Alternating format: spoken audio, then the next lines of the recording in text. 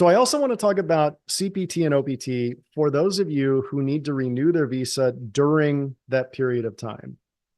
Again, I'm a big fan of work opportunities. I think they're great. I think everybody should try to take part in this.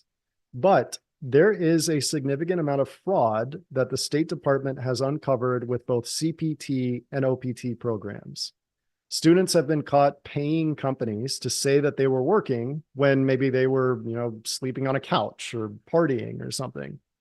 And so you will probably expect a little bit of skepticism if you are in the middle of a CPT or an OPT program.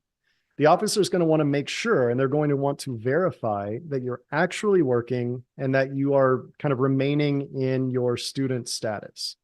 And so you should be prepared to explain with details where you're working and what you're doing.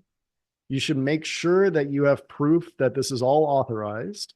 So bring your I-20 form, make sure you've got your, CPT or OPT authorization on that, and bring your employment authorization so that there's no question that you're doing everything legally and by the books, as we would say.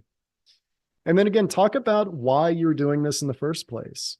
How does this tie into your plans after your authorization ends?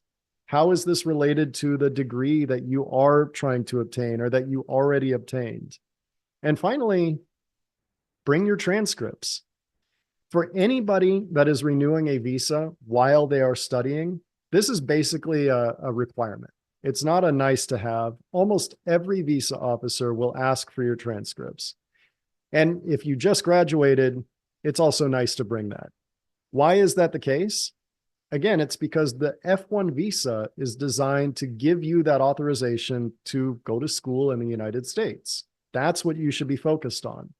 So the visa officer is going to want to verify that you have been attending class and you've been moving towards or progressing towards graduation.